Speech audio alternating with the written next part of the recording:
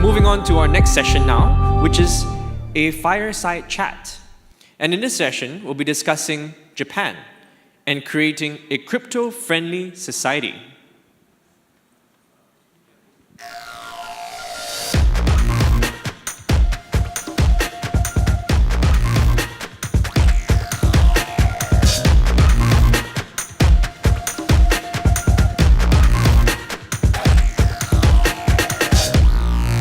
Please put your hands together for our moderator and our speakers. Our moderator will be YABO, who's an advisor, strategy, and new business promotion at Deloitte, and also the co-founder at Cointelegraph Tokyo. Take it away, YABO. Thank you very much. Good morning, everyone. Welcome to Fireside Chat. So first, let me introduce our panel. We have a quite interesting panel to cover. We have a Japanese, and we have a foreigner living in Japan, and we'll be able to cover perspective from the public sector, private sector, and also from the startup side. So firstly, on my left side is ODACHI-san. ODACHI-san has a really interesting revolving career. He started his career as an auditor in the private sector, but he's mostly known as a former politician of Japan. He was the former vice finance minister and vice minister of justice.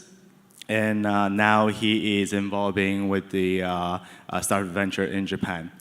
And on my far left, SETH, he is head of a global business development from Quoine, which is the world's leading crypto exchanges and liquidity provider. SETH has extensive investment banking experience, most recently with the Goldman Sachs, and he has his career from the United States, Japan, Asia, and also I believe he works in Russia as well. Yeah. Yes. So with the very limited time, so we hopefully we don't have time to discuss Japan in details, but hopefully we can clarify some of the facts and perhaps misperception about the Japanese market. So firstly, we'd like to each panel to just have a brief introduction of how did you get involved with the blockchain industry, and perhaps a little bit introduction about your company. So perhaps we can start from Seth. Should I start? Yes. Hi, everybody. Sorry, I'm a little bit sick, so hopefully I'll be able to speak properly. How did I get involved in blockchain? It's really interesting. It's actually very simple. February 2014, there was a revolution in Ukraine, in Kreshchatyk Square in Kiev. What happened was that at the time I was living in Moscow, Russia, working for Goldman Sachs, and the overturn of the government in Ukraine that started around that time, January, February, really prompted sanctions between the US and the West with Russia. And as a result, the amount of business we were doing in Russia really slowed down, and I found I had a lot of time on my hands. And I used that time to start learning and educating myself about this interesting thing called blockchain and Bitcoin. And I started downloading all the white papers. I started writing up my own summaries and providing the summaries to senior management at the firm. And most people thought I was crazy, but I really got into it, and I started learning a lot, started investing myself, started playing around with mining. And that really started my journey on learning about blockchain. Hi, everybody. Good morning. It's an honor to be here with you today. Lately, cryptocurrency market has been pretty sluggish. However, I would like to deliver a very supportive and strong message to you today from Japan. The other day, this week, in the diet, the Prime Minister Abe has stated like this. He believes in the possibility of a much wider utilization of blockchain technology, not only in the financial field. He believes it will lead to improved productivity of companies and will enable them to provide much convenient and secure services. I very much agree with him. This is a strong message for me. Thank you very much. So before I ask a couple more questions, just to give you some facts. So right now, I believe the official number, or some semi-official number of crypto population in Japan is about over 3 million. I guess 60% of the Bitcoin trading volume are in Japanese yen. Being said that, just like to ask the panel, is Japan a crypto-friendly country? But I would like to ask SETH first, because after the coin check, the JFSA, which is the Japanese regulator, basically put their foot down on every exchange, the business that is operating in Japan. Every business receives some sort of a sanction that are required to revise their business. So I would like to ask SETH to start the floor. Sure. Before I start, can I see a raise of hands? How many people know what coin check is and what happened in January of this year? Okay, great. So it's ironic that, to answer your question, yes, Japan is very friendly to blockchain and crypto, as my colleague quoted the Prime Minister Abe. It's really ironic, though, in Japan, where we had Mt. Gox in 2014, and then we had 4 years later, we had CoinCheck, which was actually $540 million, which is actually on an absolute basis about the same. But due to the growth of the market, it was actually a relatively lower hack. But it's ironic that you have in a country in Japan where you've had these sort of catastrophic hacks of exchanges, that you've had the most progressive implementation of regulation and a framework for cryptocurrency trading and use of cryptocurrencies as tender for purchase of goods and services. So to the next part of your question about, well, what's happened since January?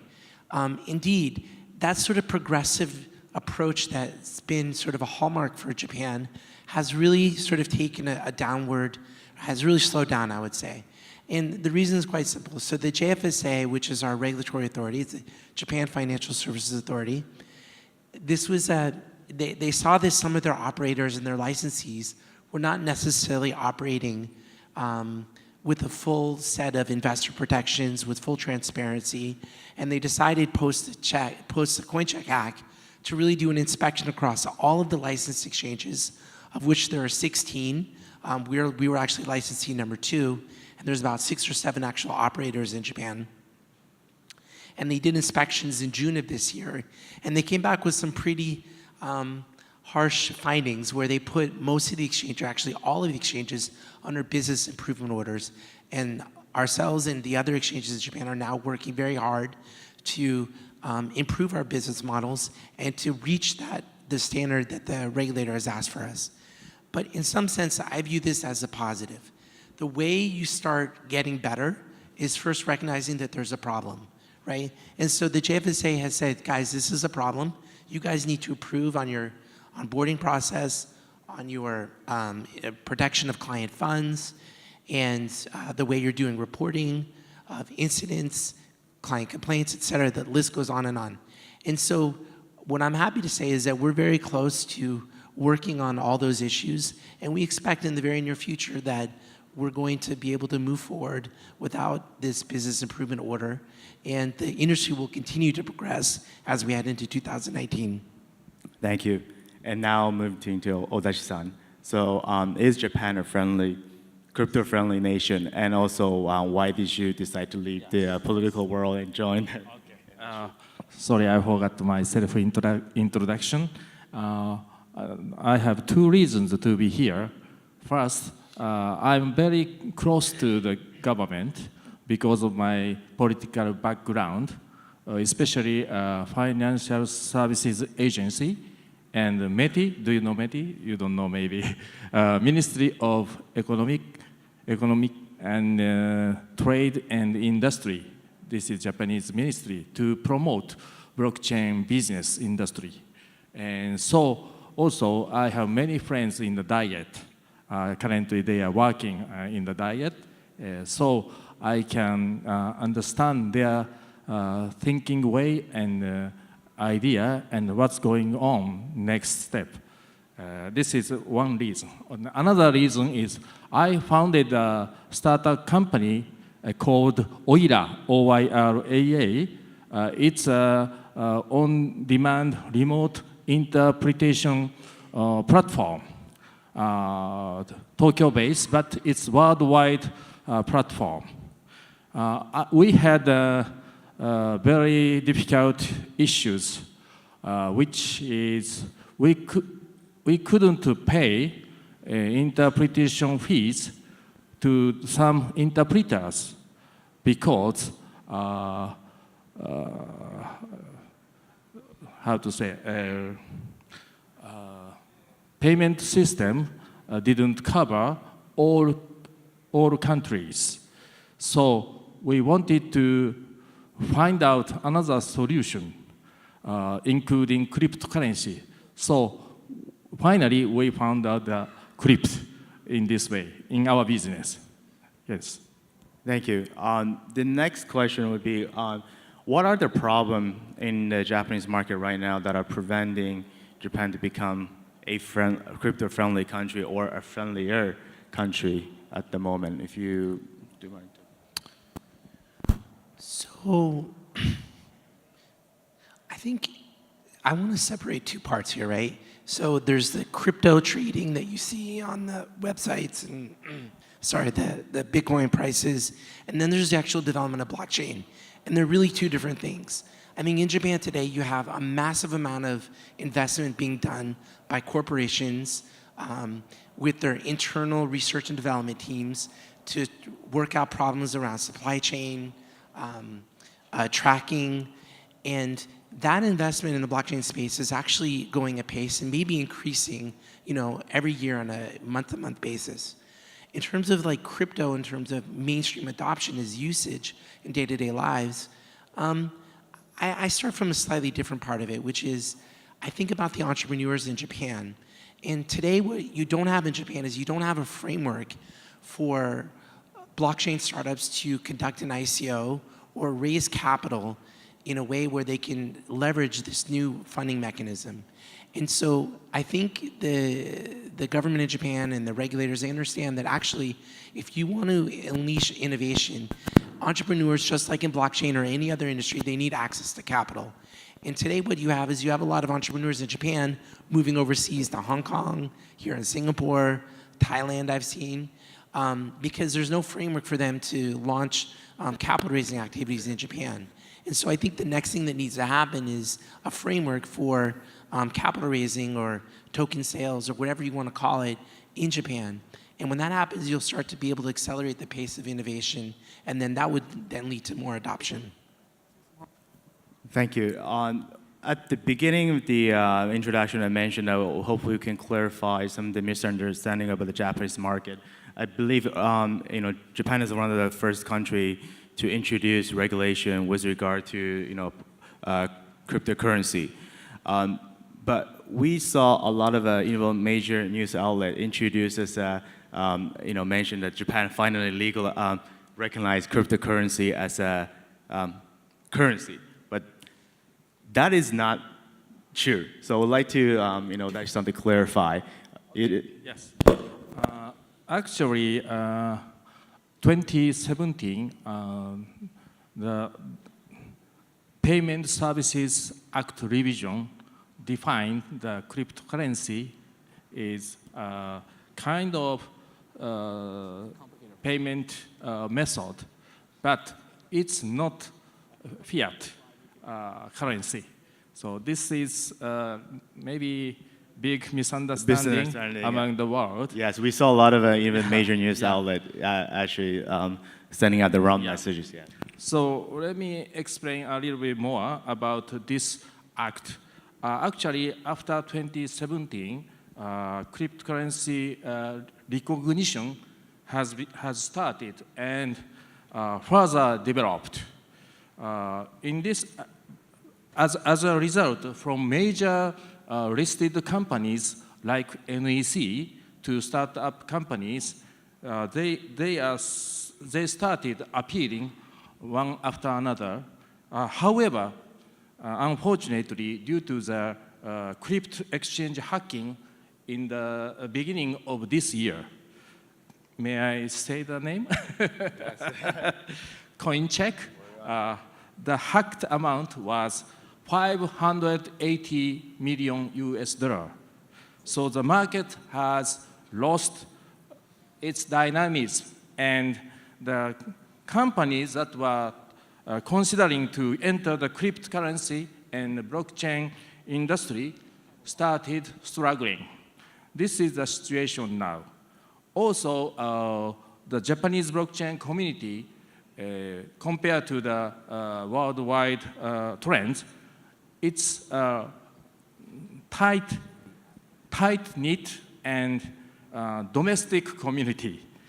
This is due to the language barrier of Japan.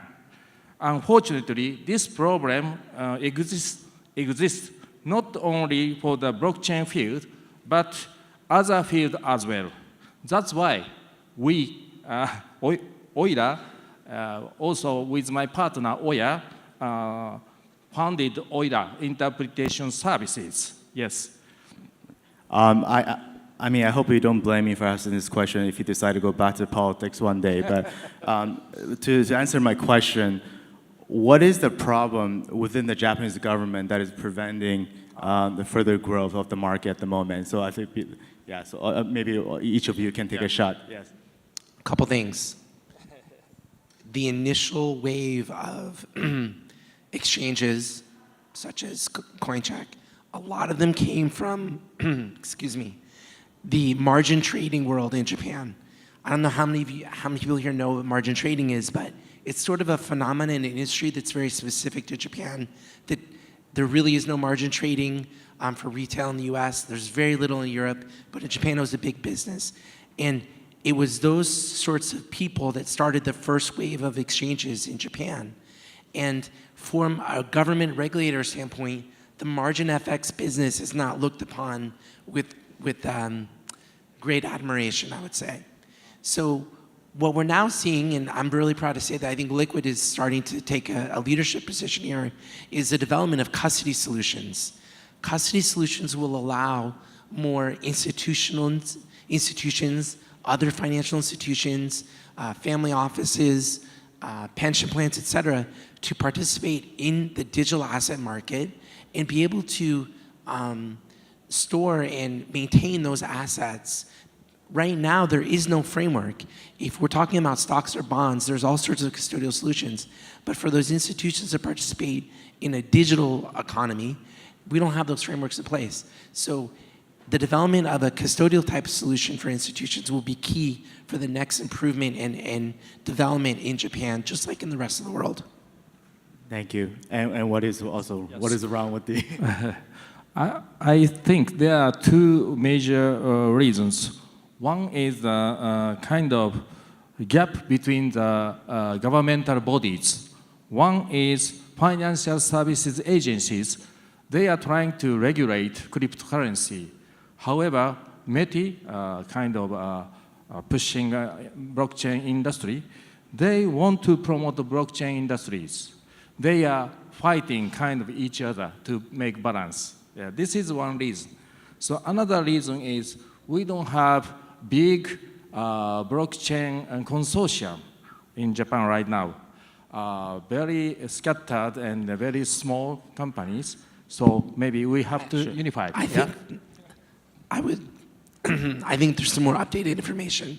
So, sorry, about 3 weeks ago. Are you okay?